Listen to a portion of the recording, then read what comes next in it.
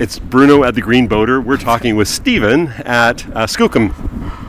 Is it Skookum Chuck or Skookum? Skookum Yacht Services. It's the Green Boater at Granville Island, and we're talking with Stephen, co-owner of Skookum Yacht Services, specifically about the summer boating season. Stephen, thank you for taking the time talking to us. Pleasure. Boating season is full swing. Yeah, it's nigh upon us if it isn't already here. Yeah. I can see your boatyard is full and Yeah. you've got lots of things to do, so we'll get right to it. Okay. We're here in Granville Island. We're about to enter the boating season. We have thousands of boaters that come here and anchor, and Yep. they all have the same problem. They anchor, they have lots of fun, and then they fill their holding tanks with poo and other stuff. What's the problem with that? I mean, we've got boaters that just love to come down and have a good time, but it's not a toilet like it is in your house.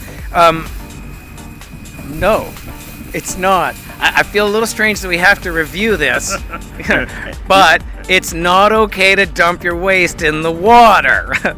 You know, most boats have holding tanks. They're required by law in Canada to have holding tanks. To be frank, I don't think that law is really enforced with very much vigor. There's a lot of older boats without holding tanks, but that's a bit of a separate problem.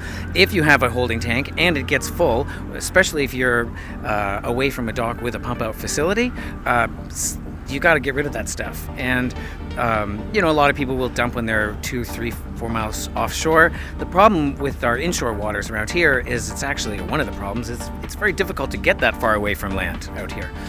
So a lot of people travel around with waste in their tanks looking for a place to get rid of it. So a couple of years ago, we convinced the City of Vancouver that they should fund a free mobile pump-out service in False Creek. Wonderful. Right? So that's been running a number of years, and it's a service that your company provides. Yep. As a service to the boaters in False Creek. Correct. And as we know, there's many boaters that come up, lovely Americans as Canadians. Lots. We all have the same issues, but it is illegal.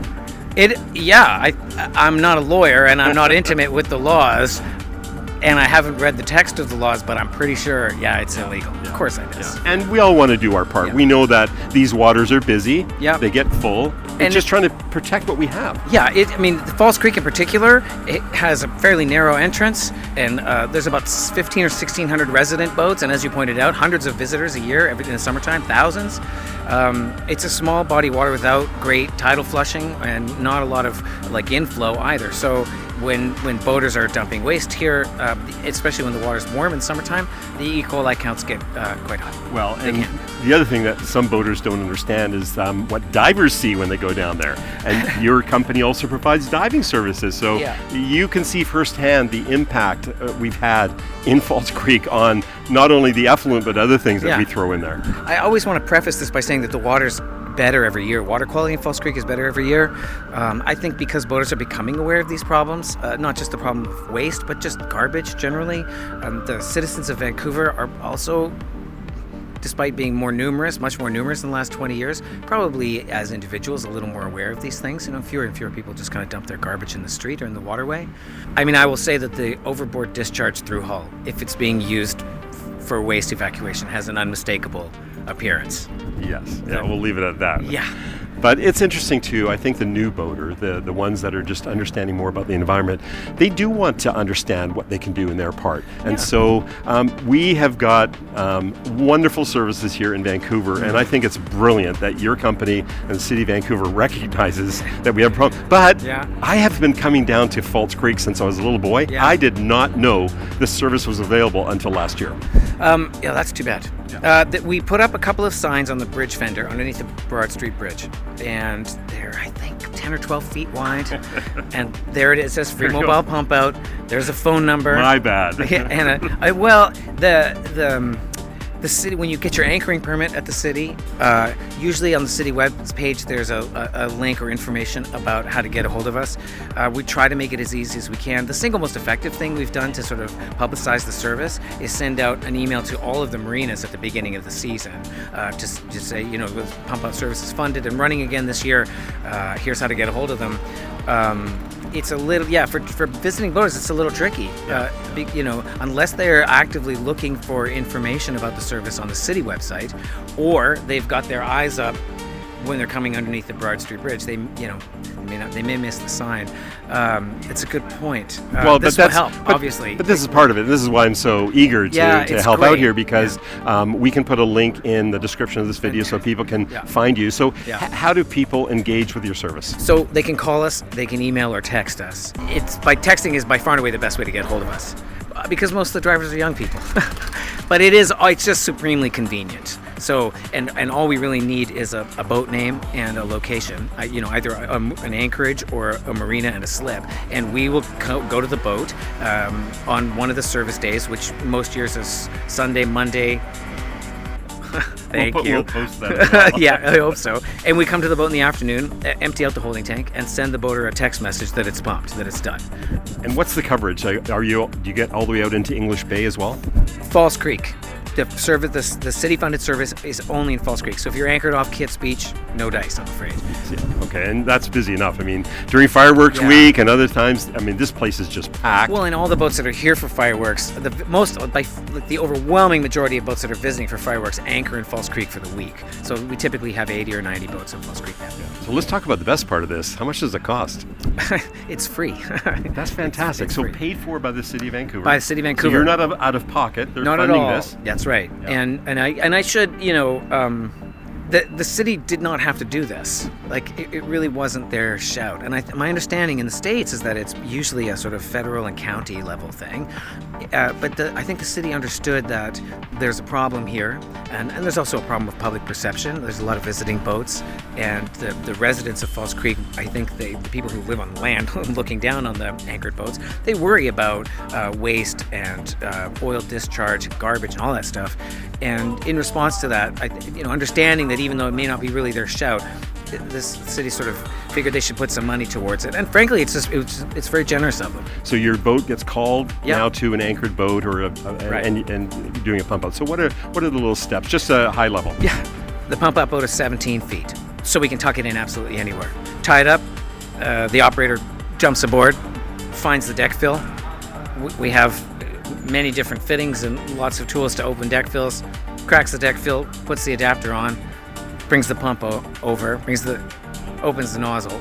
There's a pressure switch, right? So as soon as there's any suction created, the pump comes on, and at approximately a liter a second, the holding tank is emptied into the holding tank on board our pump out boat.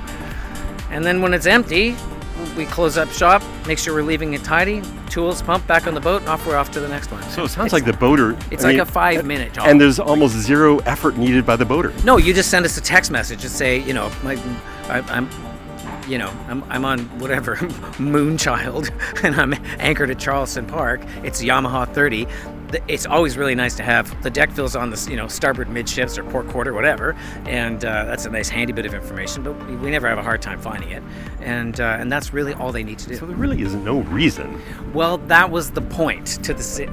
That was the sort of selling point from us to the city, like to make it supremely easy for people to have their holding tank emptied. And you're going to have to pay for a service to come to boats, because I think what non-boaters don't understand is that tying up a 50-foot sailboat at a 35-foot slip on the foreshore side of a busy marina to make use of the free pump-out station is in a city where in a place where you're not familiar is kind of fraught boating, right? You're going to have you're going to need people on hand, and it's not easy. So the city's long been perplexed as to why the free pump-out stations are not being used very much, and it's because they tend to be small and in small slips, and they're often not the easiest places to land a boat. As a boater myself, I know sometimes you just you want to get out there and boating, and the slip is tied up, and you're trying to do the tides or to get it through a pass. I mean, there's all kinds of other things that stop you, and so it does make it